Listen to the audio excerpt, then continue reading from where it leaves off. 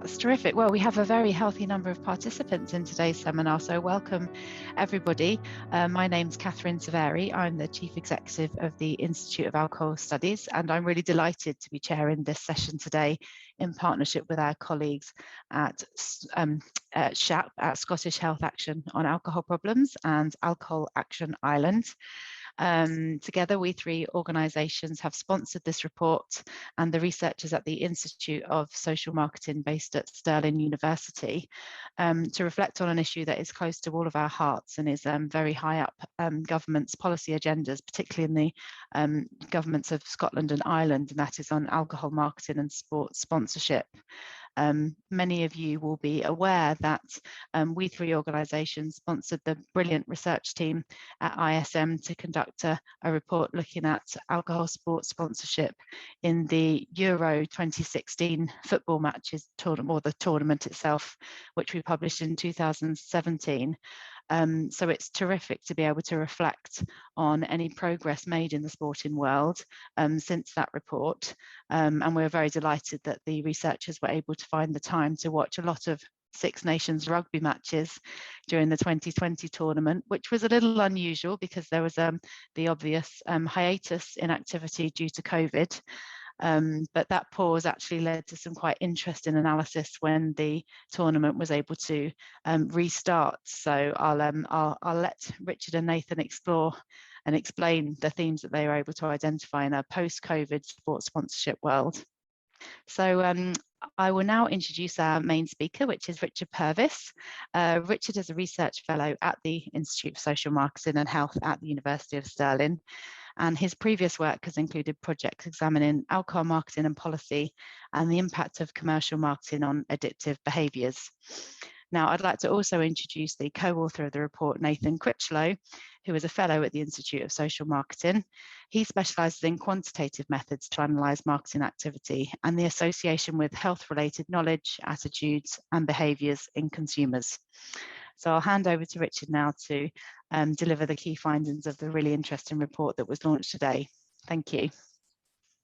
Yeah, again, thank you very much for coming along today. Really appreciate all your interest in the study and in the report today. I'm going to get this out of the way of my screen just a sec. There we go. Okay, yeah, so here to talk to you today about the alcohol marketing during the 2020 Six Nations Championship report, and also some of the implications for policy in the context of the countries that we looked at.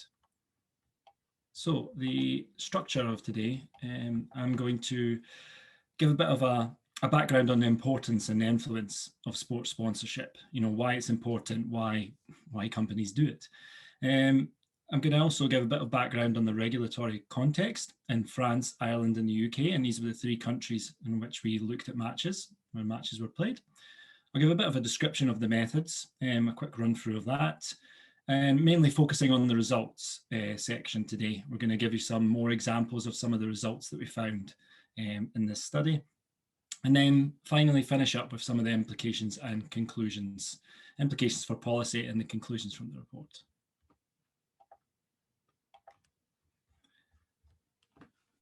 Okay, so why is sponsorship so important? Well, sponsorship, and sports sponsorship in particular, is a really important avenue for marketers, for people to market their brands.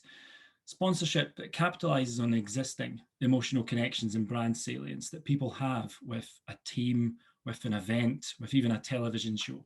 So for example, if you follow a particular team, if a brand starts sponsoring your team, you have a bit of a loyalty to your team. You might transmit that loyalty over to a brand, and in particular an alcohol brand. A great example of this would be to look at Glasgow Celtic, who are sponsored by Magners Irish Cider, a football team sponsored by Magners Irish Cider. Glasgow Celtic have a real Irish heritage in their past and history and tradition, so it's a bit of a no-brainer to connect the two up there. Now we know that alcohol sponsorship is successful in reaching adult consumers as well. A study that Nathan has actually conducted and is in press at the moment, the paper, found that at least 3/4 of adults in Ireland recalled seeing sport and event sponsorship for alcohol in the past month. We also know that it's successful in reaching and influencing young people. And the study that I've referenced there found that significantly higher level of awareness of the sponsor of the European Rugby Cup by children who lived in Munster compared to those who were outside Munster. Now, the European Rugby Cup might be better known to some of you as the Heineken Cup, so it's no surprise that they were very aware of the sponsor. And research also suggests that it's associated with consumption. Exposure to alcohol sponsorship has been found to be associated with increasing levels of alcohol consumption, including for young people and children as well. So what is the Six Nations Championship? I'm sure most of you are aware of it, but for those of you who are not familiar with it, the Six Nations Championship is one of the sport's most high-profile events. It's an international rugby union competition. It's contested annually between 6 European nations. So we have England, Scotland, Wales, Ireland, France, and Italy.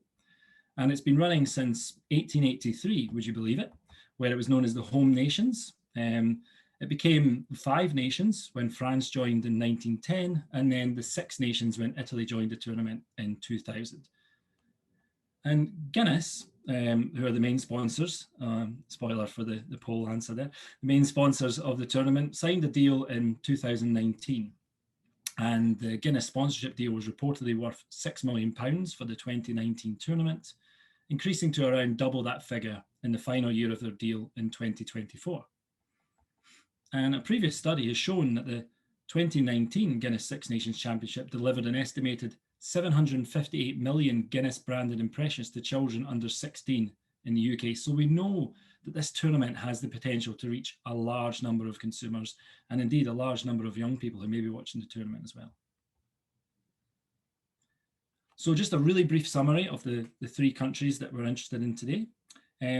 Firstly, beginning with France, the policy on alcohol sponsorship and alcohol marketing is known as the Evan Law, or Loi Evan. It's named after Claude Evan, the minister who brought it in. And it doesn't permit alcohol sports sponsorship, but as we've seen in previous research, and as we'll see in this research, this isn't always strictly adhered to, particularly through something known as alibi marketing, and we'll talk more about that today. In Ireland, sponsorship is allowed, but the new statutory controls from the Public Health Alcohol Act will take effect on 12th November 2021, so this November. And in the UK, sponsorship is currently allowed, and practice is mostly self-regulated by the alcohol industry, so the Portman Group Code of Practice on Alcohol Sports Sponsorship. So to go into those in a little bit more detail, beginning with France, the Van Law states that no sponsorship which directly or indirectly promotes an alcoholic drink is permitted, an alcoholic drink being a drink which is over 1.2% alcohol by volume. However, and we see this image, as Catherine's referenced this report already, our alcohol marketing during the UEFA Euro 2016 tournament, we found that this is circumvented often by alcohol brands by using a technique known as alibi marketing, whereby the brand is distilled down into something like, the brand colors or the font that's used. And you can see the example there in that image from the report, where the tournament sponsor Carlsberg was not allowed to say Carlsberg on the branding, on the advertisement within the stadium. So they changed this to Probably. And the Probably is based on their famous slogan, probably the best beer in the world. Now, should this activity be allowed? Well, further investigation into the Loi Evan and the actual wording states that it prohibits propaganda or advertising in favour of an organisation, service, activity, product or article other than an alcoholic beverage, which by its design, use of a name, trademark, advertising emblem or other distinctive signs recalls an alcoholic beverage. So it would appear that even alibi marketing is actually against the law in that country. So looking again a bit more closely at the policy in Ireland and what's going to be coming in November. From 12th November, Section 15 of the Public Health Alcohol Act states that no alcohol advertising in or on a sporting area is permitted, except for branded clothing. And no advertising at events is permitted aimed at children or when most of the participants are children. And Section 16 goes into a bit more detail on that. It states that no alcohol sponsorship is permitted of events where the majority of participants are children if it's aimed at children, and events including driving or motor vehicles. So a bit more detail there on that. And finally, policy in the UK. as I mentioned, it's a self-regulatory approach. Sponsorship must include recognisable commitment to promoting responsible alcohol use and/or supporting diversionary community activities. This is taken from the document there, the Portman Group Code of Practice on Alcohol Sponsorship. And it states that sponsorship must not sponsor individuals under 18 years old, teams or events where 3/4 of their participants are under 18 years old, or teams or events aimed at under 18s. So quite similar to the Irish regulations there. Sponsorship must not place logos or slogans on merchandise, which has a particular appeal to or is intended for those under 18 years old. So you shouldn't get a replica strip with an alcohol brand on it, which is a child size. And it shouldn't deliberately and prominently feature people who are or look under 25 years. And it shouldn't imply it is acceptable to consume alcohol before or during a sporting activity or suggest alcohol enhances sporting performance or success. So this is where our study comes in. The research objectives of the study were to examine the extent, nature and frequency of alcohol sports sponsorship in televised broadcasts of the 2020 Six Nations Championship. We were also interested in examining to what extent Ireland's future controls will impact on the frequency and nature of alcohol marketing in future Six Nations Championship matches held in Ireland, and to what extent, if at all, France's Evan law impacts on the frequency and nature of alcohol marketing during the Six Nations Championship, and or whether alibi marketing tactics are used to circumvent the regulations or the legislation. So to go into a bit more detail on what we actually did, we looked at 4 Six Nations matches, 2 matches which were played in Ireland, 1 match played in France, and 1 match played in the UK or Scotland. So firstly, we looked at Ireland versus Scotland, which was played in Dublin. We had France versus England, which was the match played in Paris. Another match in Dublin, which was Ireland versus Wales. And finally, a match played in Edinburgh, Scotland versus England. They were all played in February 2020. 2 of the matches were broadcast. These were all the matches were as broadcast on UK television. So 2 of the matches were from a non-commercial broadcast of the BBC. So there was no commercial breaks. And 2 of the matches were broadcast on a commercial broadcaster, which included commercial breaks. And interestingly, so we looked at all these matches which were played before COVID-19 caused the tournament to be postponed. And I'll talk to you just a second about why we did that. As you'll all be aware, when the COVID-19 pandemic really hit in kind of end of February, March time last year, games, when they were brought back, were played behind closed doors. Now, the findings of this were interesting. And as you can see there, an empty stadium with no fans in it, they repurposed some of the seating to have big branded advertising across the seats. And although you might not be able to see it really clearly there, that one right in the middle, the black one, that is actually a Guinness advert as well, along with the other tournament sponsors there. But we decided that the findings would have a reduced relevance to the longer term policy that intends to regulate marketing when spectators are present. So we didn't include any matches that were played behind closed doors. And once the tournament restarted again, it was a different tournament. So that ended the tournament behind closed doors. There's no real opportunity to look at any matches beyond that. So we decided to only limit our sample to those matches that were played before COVID-19 caused it to be paused. So what did we actually do? Well, we coded the alcohol marketing references that appeared during the matches. And we used a code book, a really detailed code book, which has been used by ourselves and by others to analyze marketing practice during sport. Some of the documents we have there and reports, obviously we used it during the UEFA Euro 2016 tournament. We've also used it to look at alcohol, gambling, advertising. We've also used it to look at professional football and rugby union in Scotland, and it's also been used by others to look at the 2018 unhealthy brands marketing during the 2018 FIFA World Cup. And in summary, we captured information on the total number and frequency of references, whether the reference was in play or out of play, the location and format of the references, the brands that were included in the reference, the duration of reference, so how long it was on screen for.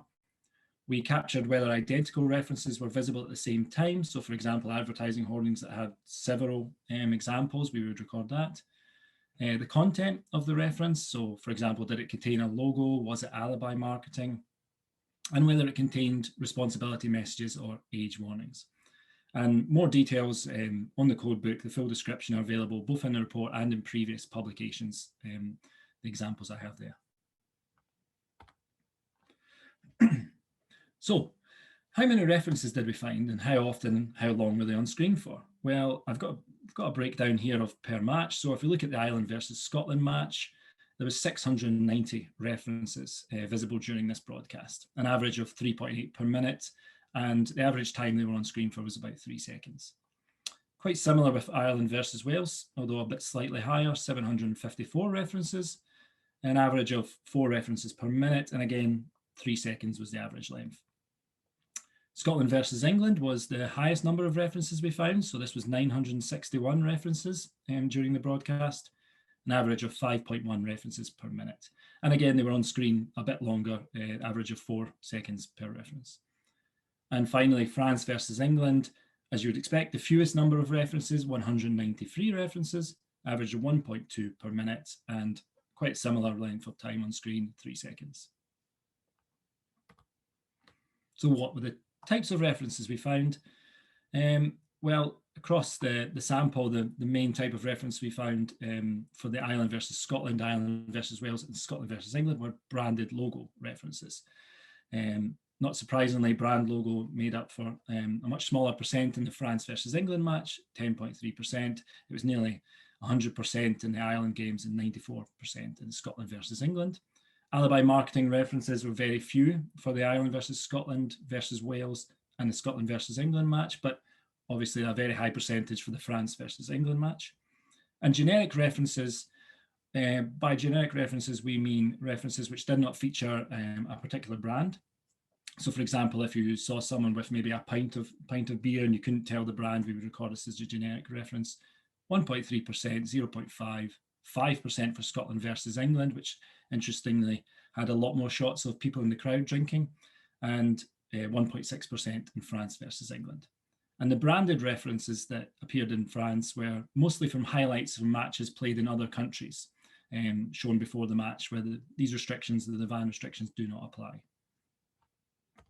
And what did we mean by the alibi marketing examples? Well, here's 2 screenshots from the France match, which feature pitch-side marketing there and static advertising in the centre of the pitch.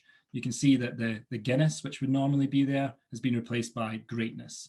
And really interesting example there, similar kinds of colours, white font on the black background, similar length of a word, Guinness, greatness, starts with a G, ends with 2 S's. So you can see there what they've done with that and used a very similar word, or a word that they've used in their marketing campaigns previously as a substitute for being able to use the brand name itself. So when and where did the most references appear? In the Ireland versus Scotland match, we found that 63% of the references were in play. This is very similar to Ireland versus Wales and Scotland versus England, where 68%. And France versus England, where 82% of the references appeared in play. And by in play, we mean during the match taking place, not pre-match, not half-time, not post-match. We found that most references for Ireland v Scotland and Ireland versus Wales indeed, were within the playing area. So that means, the image on the pitch, posts, that kind of thing. I'll show you more examples of these in just a second. And in Scotland versus England, there were a lot of references in the stadium structure. So that's, for example, advertising hoardings along the top tier of the stadium, static advertising hoardings. In France versus England, the most references were within the playing area. So that would be that greatness logo in the middle of the pitch. And we also found that there was a lot of references in the TV studio for Ireland versus Scotland, around the pitch border for Ireland versus Wales, within the playing area for Scotland versus England, and video segments for France versus England, which, as I mentioned before, the video segments maybe featured other matches where there'd be more alcohol marketing present. And further details on this are summarised in the report. So, an example of some references which were in play and within the sporting area. You see the static logo in the middle of the pitch there. Guinness, as it would normally be where there are no restrictions, and greatness, where it was in France, where there were restrictions. And the format of references, what did we look at? We found that there's in Ireland versus Scotland, there were more static ads. So these were ads that kind of in the middle of the pitch that did not change. And this was same for Ireland versus Wales, Scotland versus England, and France versus England. There's actually three main things here: static ads, match equipment, and electronic ads. So to varying degrees, these were the three most popular formats of references. Match equipment, I'll show you some examples of them in a second, but we would mean things around the bottom of the posts, the border flags, and the ball itself, the rugby ball itself. And these made up 22.5%, 28%, 18%, and 12% of ads. Oh, sorry, 22, 28, 18, and then 3.1% in France versus England. And then electronic ads were the final one: 20.7%, 22.5%, 13.7%, and 12.4%. The match equipment was much fewer in France versus England because they did not have the sponsor around the posts or on the border flags. It was a different sponsor. It was not Guinness. So some examples of the static references we have here. We have examples from Murrayfield there of in the coach's box, Guinness in the background there. The top middle there is a TV studio, so it would also pan back and forward between these references behind them. We have the sponsor boards in the top right. Bottom left there is actually a coin toss before another match. So you can see quite a few examples of branding there. Bottom middle, you can see over the shoulder of the commentator there, the Tenets Lager static advertising. And then the bottom right there, we have the in the middle of the pitch reference. And some examples of the match equipment references you can see on the left there, the border flags that were at the corners and in the middle of the pitch, and a nice image of the ball there. Whenever you got a close-up of the ball, it always seemed to have the logo turned towards the camera, which I'm sure was just coincidental. And then some examples of electronic advertising. So electronic scoreboard, which would feature Guinness Six Nations, pitch side advertising, which would rotate between different sponsors, but Guinness was obviously one of the sponsors. And the image on the right there was during the Scotland-England game. So there were other alcohol sponsors visible as well. Tenets Lager and Krabby's alcoholic ginger beer also featured. And finally, some other examples of other references captured. Top left there, one really good example. There's some generic beer which is sat on the wall there. The spectators are also wearing ponchos which have "It's Raining Guinness Clear," which were handed out when it was raining. So Guinness Clear, obviously, being a marketing campaign Guinness did to market water. So they were giving out ponchos there, but another example of Guinness advertising. The top middle example there of a rugby player doing his post-match interview and drinking a bottle of Tenets Lager. It was a very interesting example. I can't imagine that happening during football. And the top right example there of a sponsorship lead-in. Bottom left was a transitional graphic, which was used during video footage where the ball flew past. Very quick, very sharp, but did have the Guinness branding. Bottom middle there is, again, a sponsorship lead-in, which was for the commercial breaks. And bottom right there, you might be able to make it the man's been described as the Guinness Six Nations player of the match. So whenever the tournament's referred to, it's the Guinness Six Nations. So how many references featured responsible drinking messages? Well, very few. We found in Ireland versus Scotland, 3.5%, Ireland versus Wales, 5.8%, Scotland versus England, 0.4%, France versus England, none. And what you'll see there is we've coded some as unclear. So 18.8%, 13%, 2.6%, and 1%. Now I'll come on to what we mean by unclear in just a second. But it's also important to note that we did not find any age restriction warnings in any of the references. So there was nothing to say 18 plus or over 18s only. What do we mean by clear references? So this was things we would code as yes. Well, we have an example in the left-hand side there of a drink aware message during a sponsorship lead-in. Now you can clearly see that. Maybe it's a bit small on your screens, but during the television broadcast, you could clearly see that. The image on the right there as well is part of the electronic advertising. There would be the message there, get the facts, be drink aware. And this was drinkaware.ie, so in Ireland. Now this can clearly be seen here because it's in a nice close-up image. However, we had many examples where we knew this was there. We know from other exposures that that drink aware message was there, but these were simply not clear enough during these wide shots for us to be able to code it as yes. And we felt it just wasn't, you couldn't read that message, and certainly can't read it compared to the Guinness there. And as you can see, the Guinness is next to it. The Guinness is very clear. It's white text on a black background. It's very easy to read. A great example is in that left image there. The image at the bottom of the post actually has a drink aware message there. I'm not sure who that's for. It's maybe for the players when they're there. I don't know, but it's so small next to the huge Guinness that it just wasn't clear to us. So we coded these as unsure. Examples where there were no responsibility messaging at all, in the coach's box, sponsor board there, and the large logo in the middle of the pitch. There's simply no responsibility messaging there at all. So just to sum up the key findings, we found that alcohol marketing references appeared frequently across the 3 countries with varied controls on alcohol marketing. References are most frequent in the UK, where there's no mandatory controls, followed by Ireland, where the controls are incoming in November, and France, where mandatory controls apply. And in all 3 countries, references appear during the match and in high-profile locations, for example, the middle of the pitch, which coincides with the maximum audience attention, so when people will be most focused on the match.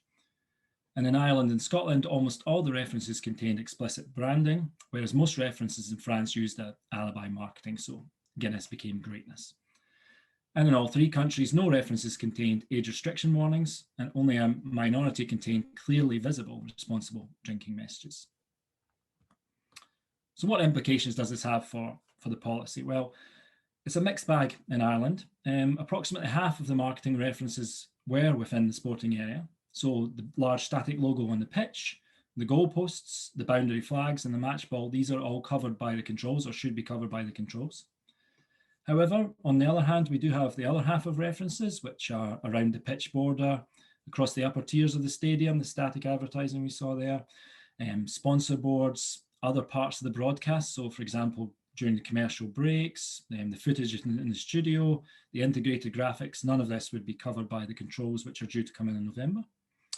So post-implementation evaluation is essential to monitor how this overall volume of marketing is impacted, and also to what extent there's a potential for the marketing to be displaced. So if it's not going to be on the pitch, will they find other ways of marketing? Will there be other things, avenues open to them?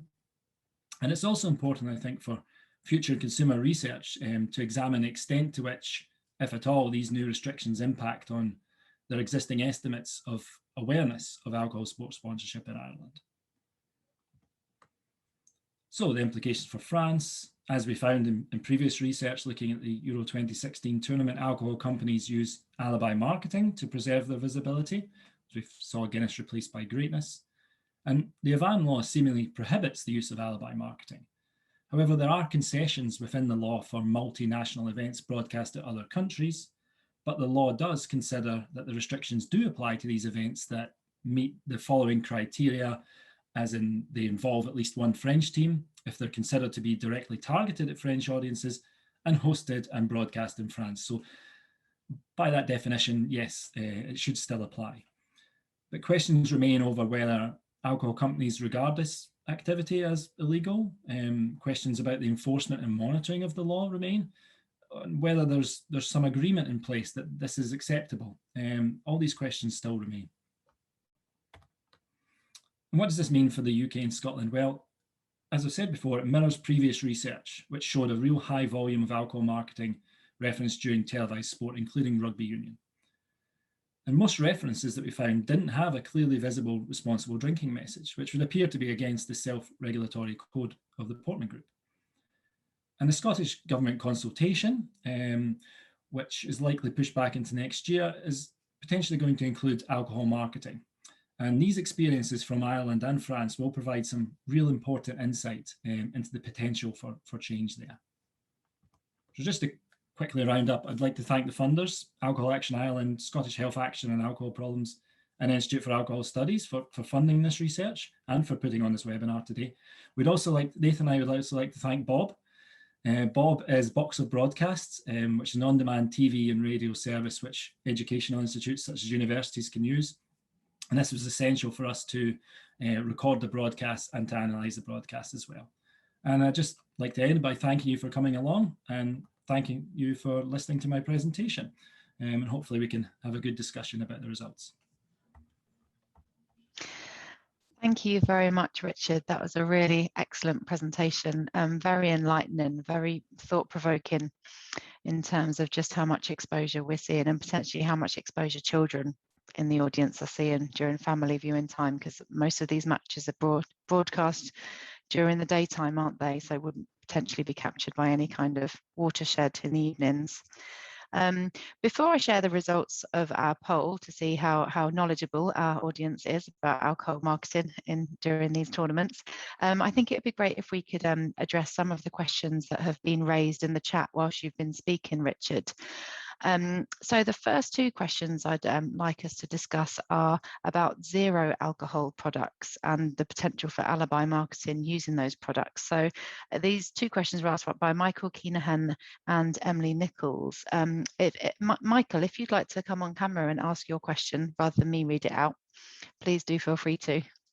Welcome. How are you doing? No, I'm actually an environmental health officer here in Ireland, and what I have noticed is over the years, the alcohol companies in the last number of years, particularly, they've all gone into Heineken 0.0. So we'll say, for instance, you have the Heineken Cup and you have the Guinness Six Nations. So we'll say, for instance, Guinness decided tomorrow morning that instead of the Guinness Six Nations, it's the Guinness 0.0 Six Nations. Does that mean that they're ahead of actually the Irish law? Because Guinness 0.0 technically isn't an alcohol product.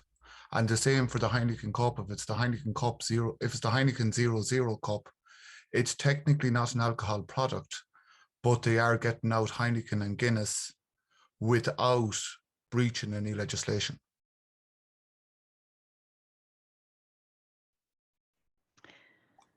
Sorry, I was just on mute there. I mean, that's a really interesting point. And that's what we are seeing. Even the Champions League, I notice, is 0.0 is coming around the borders more and more.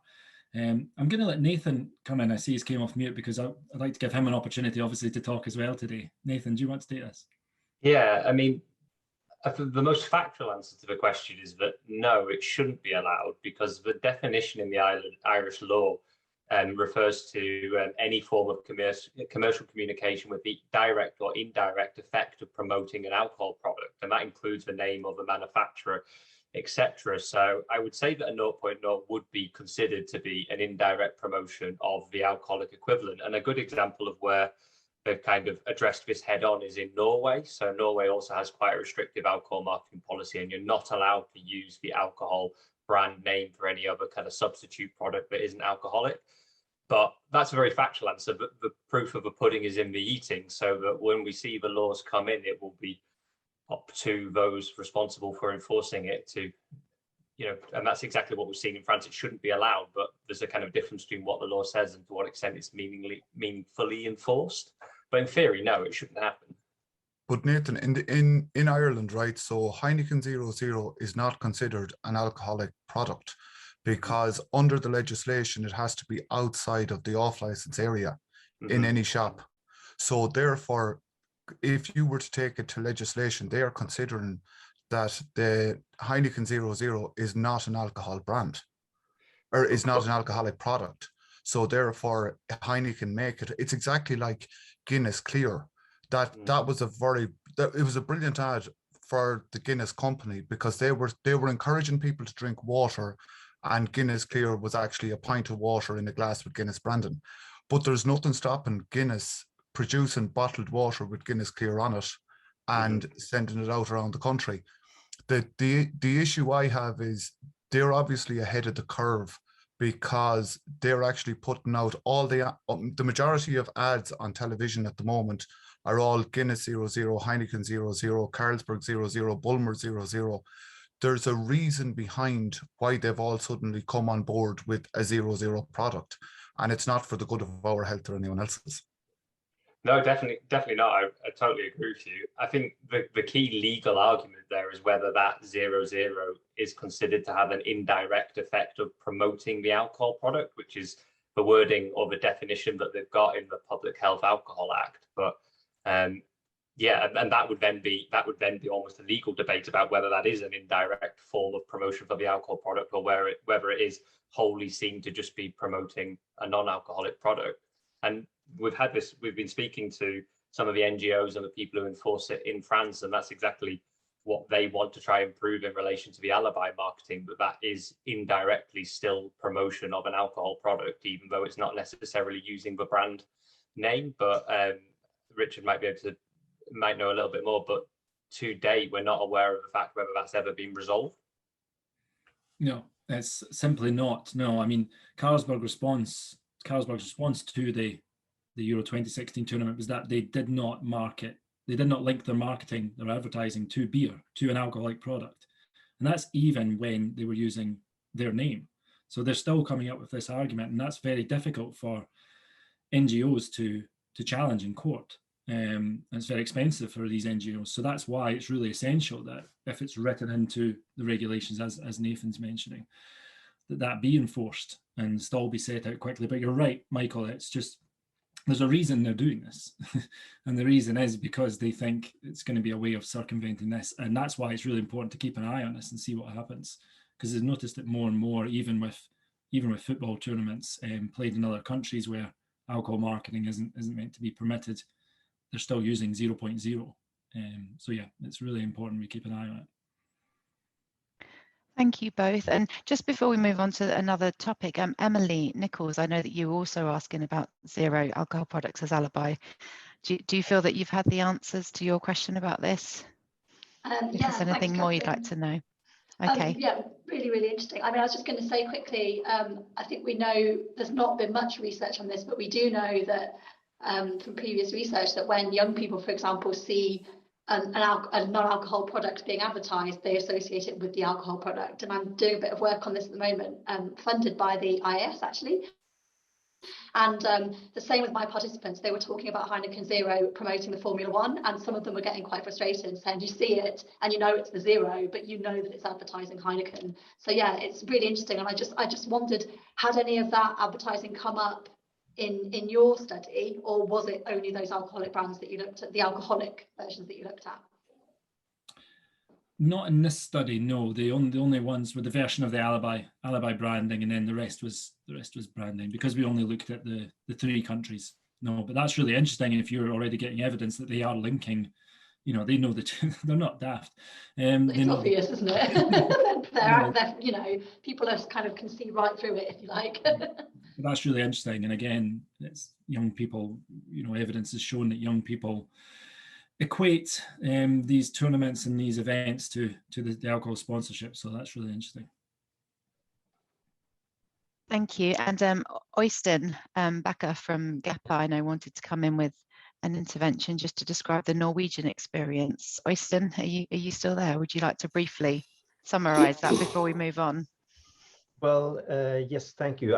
As I was about to send it, Nathan mentioned the same thing, but I think it is interesting to observe that in Norway a few years ago, the law banning alcohol advertising was amended to include brands of alcohol products used for promoting non-alcohol beer, so that it was not allowed anymore. They had to, if you're advertising for non-alcoholic beer in Norway, it has to be a brand which does not have an equivalent with alcohol in it. So we have separate non-alcoholic beers which are being advertised, and some of that advertisement, of course, has the character of promoting beer drinking as such, but still you don't see the brands of the alcoholic beers in those advertisements. Thank you. Thanks, Øystein. That's really useful food for thought when looking at future regulations. Eunan, did you want to jump in on this point? Just very briefly, Catherine, to Michael's point, the Act, without being too technical about it, the Act does actually reference the trade description in the context of a trademark, emblem, marketing image, or logo. So what is required in terms of the clarity is perhaps an enforcement notice from the designated officers to perhaps enforce that particular point. But there's no question, as Nathan has outlined, that there is ample coverage within the Act in relation to providing sufficient grounds to prohibit any use of non-alcoholic alcohol brands. Thank you, Ewan. And that actually brings us on nicely to a question from Eric Carlin at WHO about legal challenges to some of these breaches. Eric, did you want to raise your question? Thank you very much, Catherine, and congratulations to everyone. This is a really great session and a really important report. I just want to say something about how regulation has to keep up, because I think that the issue is that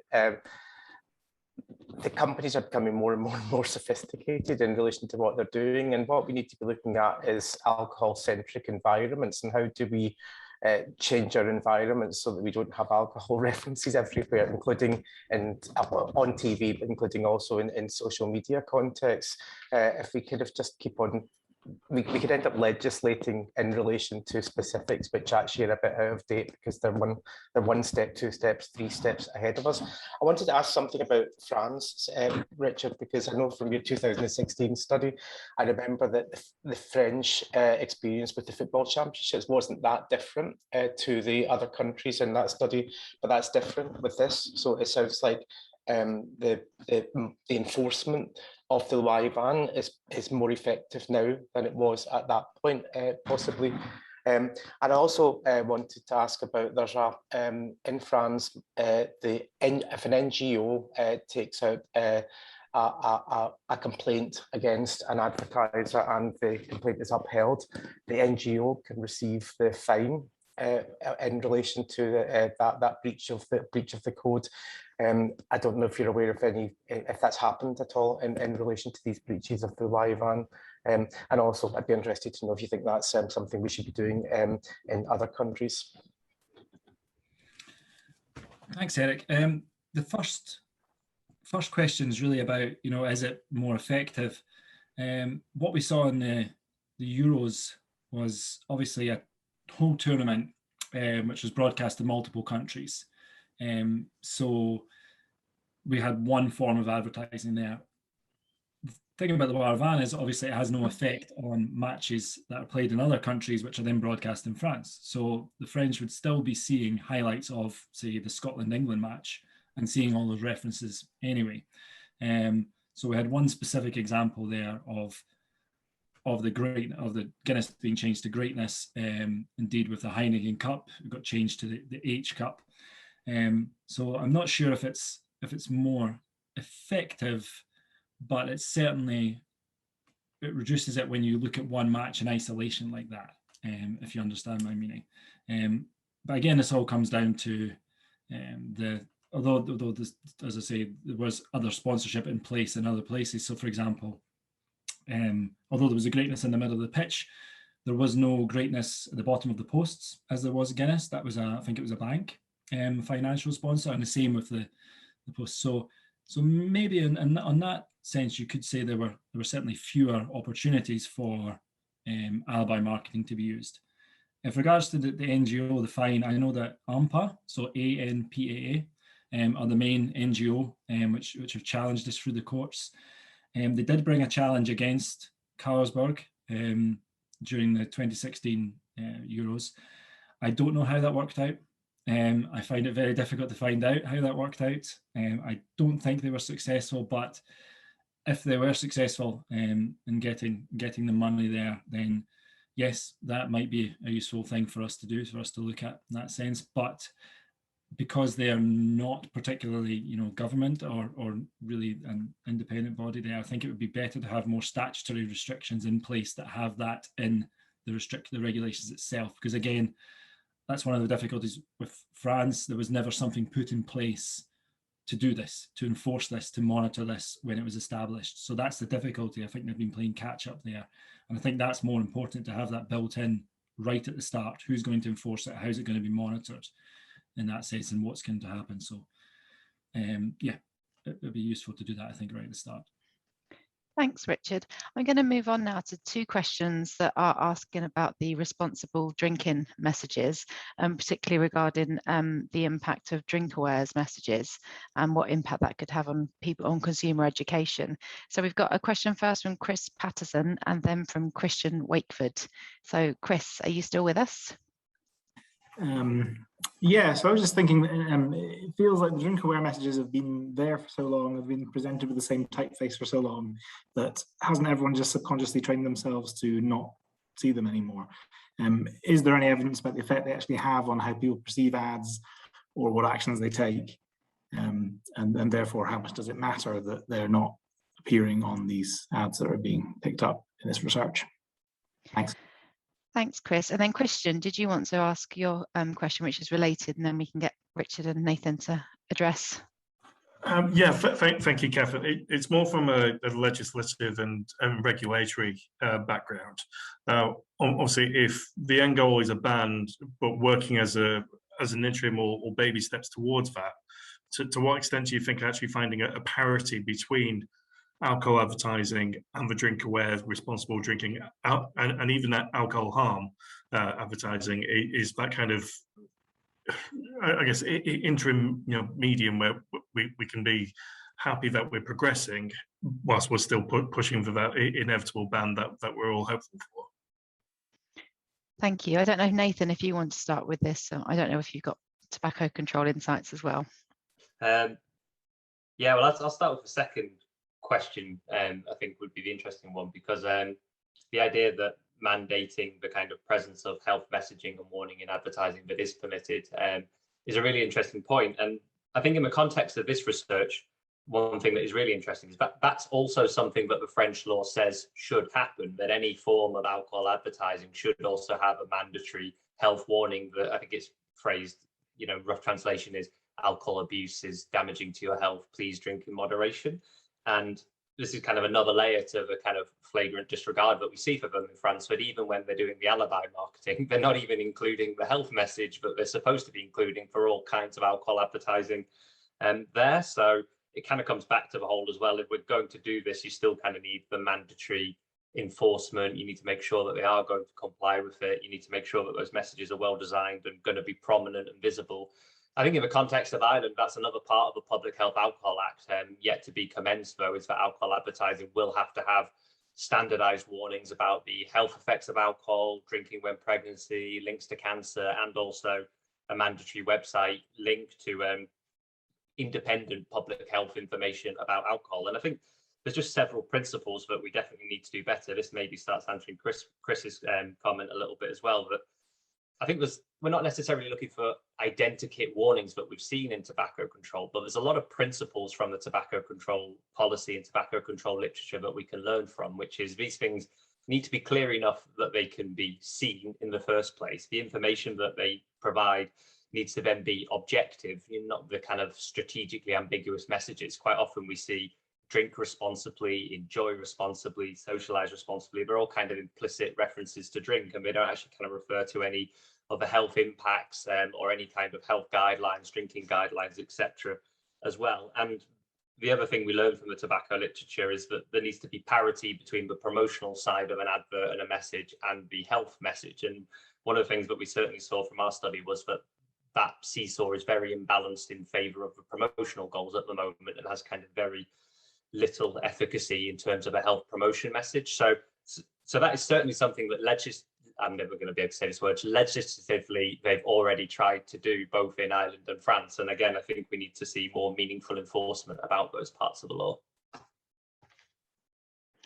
Thank you, Nathan. Given that we do only have a few minutes left, I'm going to take the prerogative of chair and group a couple of questions together myself to present to the speakers. So these questions are around English football, really. So from Diane Gosler is asking, had the England versus France match been held in Wembley as opposed to Paris, do you envisage there would have been a higher volume of exposure from alcohol marketing references? And then the next question is from Dr. Addy, and this is relating to the recent announcement that some football clubs are going to be piloting drinking in football stadiums again, stadia. And do you have an opinion on what the impact of this might be? So I don't know if Richard, if you wanted to go first with those. Yes, I'll take the first point first. Absolutely, there would have been way more because you would have had all the Guinness branding. There's also Guinness branding on the upper tiers at Twickenham. So yes, absolutely, that's quite a simple one. It would have been on par with the matches played in Dublin at least. So interestingly, the second point, yes, I have a lot of opinions on that because I'm involved in another research project which is looking at alcohol in football in detail. I actually have a meeting tomorrow with Tracy Critch to talk about this. So yes, I can see the reasons for piloting this, and the reasons are mainly financial at this point, and it's for lower league clubs, and it's to bring clubs that are newly promoted to the Football League in line with clubs that are not in the Football League. So whereas it's permitted to consume alcohol within sight of the pitch at the very lowest level, it's not when you get into the professional leagues. So it's to bring them in line, it's to bring a bit more of money in. I mean, there are other elements to this. Say you were to, for example, the context in Scotland and England are very different. There's no alcohol sales at all in professional football in Scotland, apart from hospitality areas. But there is in England, it's just not within sight of the pitch. So if you were to introduce alcohol sales in Scotland, it's a very different thing to changing regulations in England. So again, there are other elements of binge drinking here. So if you are restricting people's ability to consume alcohol into a really tight period, there is the implication that it will occur binge drinking, people necking pints at half time instead of being able to drink it at a more leisurely pace. There's also the implication if it's restricted, they'll be drinking maybe more higher strength beers outside the stadium. So you might be able to promote lower strength beers or lower alcohol beers within the stadium. So these are some of the findings that we've gathered as well. But yes, there's obviously another side of this argument, which would be why would you introduce or promote or increase people's ability to consume alcohol at football when football is seen as something that's so incendiary that could be, can lead to crowd trouble there. So there are two sides of this. So from our evidence that we've gathered, there's certainly the policing side of it, but there's also safety aspects of having people into the stadium earlier, having people at a more regulated environment. So it's a very nuanced area, and the part that's really been capitalized on, I'll stop, sorry, talking just now, I just realized we're nearly finished, is this financial area. So a pilot scheme probably is the way to go at lower leagues, and it wouldn't be done for high risk matches. So it's probably the right way to go, I think. Thanks, Richard. It does seem as an awful shame for a government so enthusiastic about preventing obesity and promoting healthy lifestyles and preventing violence and crime that grassroots sporting organisations need to turn to alcohol companies for financial support. But I'd like to take this opportunity to thank everybody for their time in attending this lunchtime seminar. It's been really wonderful to see so many faces and have such a lively conversation, despite this being a virtual event. I'd also like to thank our partners at SHAP and Alcohol Action Ireland for supporting us in organising this event and obviously in supporting the production of the report. And finally, to the researchers, Nathan and Richard, thank you for all of your hard work.